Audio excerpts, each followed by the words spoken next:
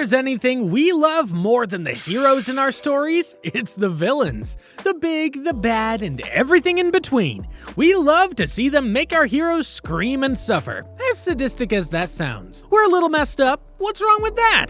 What's up, anime weebs and manga readers? Today, we're back again to bring you yet another One Piece video. This time with a focus on the antagonists. Enough about Luffy, Zoro, or Shanks. Nah, today we're going with the bad guys. Sometimes in more than one sense of the word. Looking at you, Doflamingo.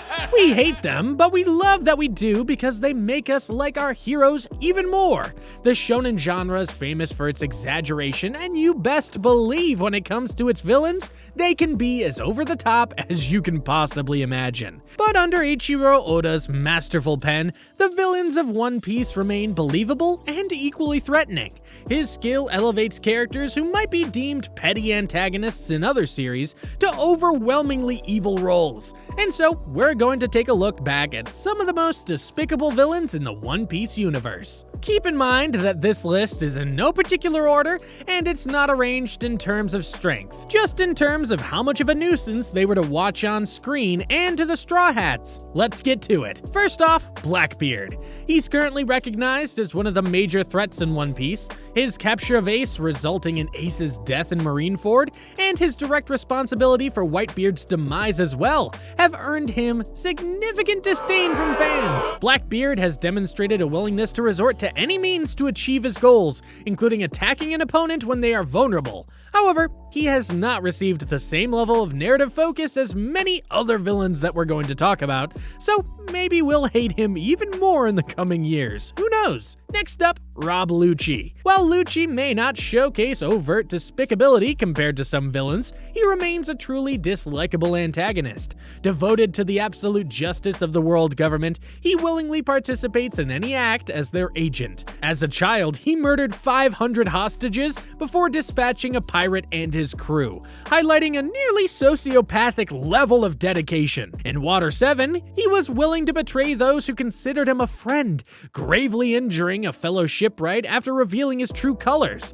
Although Lucci's alignment with Luffy may add complexity to his character, his past actions undeniably warrant his place in this discussion. Then we obviously have to talk about Akainu. With a codename literally translating to Red Dog, he stands as one of the Navy's most dedicated admirals. His hands are stained with the blood he has shed in the service to the world government, mercilessly annihilating his enemies through some truly horrific acts. However, what fuels the widespread disdain from fans is his brutal murder of Ace at the conclusion of the Marineford arc. While compared to mass murder and other atrocities, this act may not seem as significant. The emotional weight of Ace's relationship with Luffy and the tremendous effort to free him makes this death one of the most brutal and poignant moments in One Piece, firmly earning Akainu a place in this conversation. Then there's Spondum. Spondum, unlike a lot of the horrible, terrible folks I mentioned, is not very intimidating.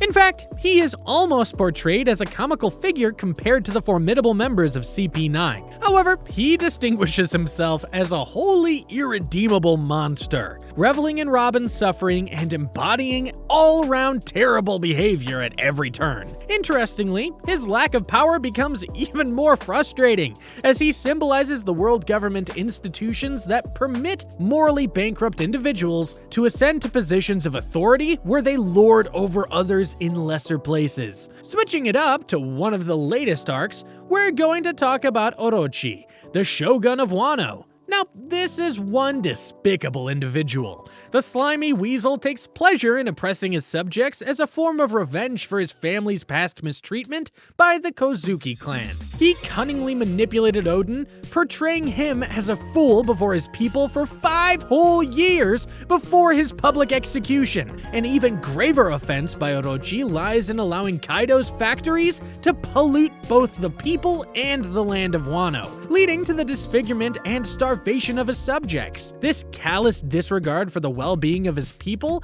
has elevated Orochi to the status of one of the most despised villains in the world of One Piece. We all have our opinions about the Skypiea arc, But its villain, Enel, undeniably stands out as a truly hateable character. Endowed with the Rumble Rumble fruit, which grants him the ability to transform into and control electricity, Enel assumes the role of a god ruling over the Sky Islands. His formidable powers make him nearly invulnerable through conventional means, allowing him to govern his kingdom from the comfort of his throne while ruthlessly striking down anyone he deems disrespectful. Enel's narcissistic and merciless nature firmly plants him in the ranks of the most detestable villains in the series, even though he's highly liked by a lot of people. Without a doubt, the most annoying villain on this list may ironically be the weakest, and that is Saint Charlos. Charlos serves as a representation of the disgustingly spoiled celestial dragons, the noble class of the world government with the legal authority to do as they please to the world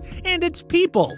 Charlos engages in acts of murder, enslavement, and theft without any apparent awareness of the depravity of his actions. However, this lack of awareness doesn't make his crimes less severe.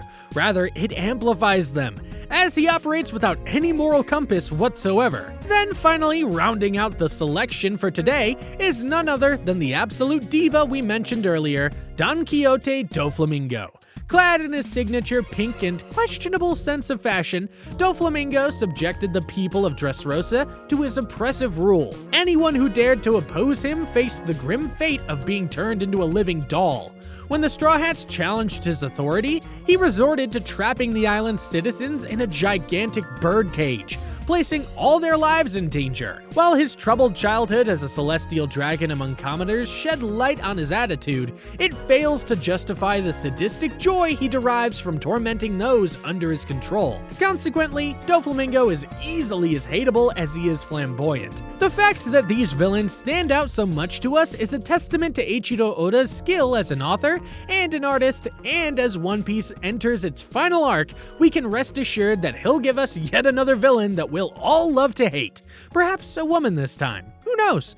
And that's all we have for today, folks. Do you agree with our picks? Maybe there are some truly hateable antagonists in the One Piece universe that I left out. Let me know what you think in the comment section below. Please subscribe if you haven't already, and ring the notification bell to get regular updates on new videos. I make awesome anime and manga content like this every week, so be sure to check them out. Thanks for watching, and bye for now.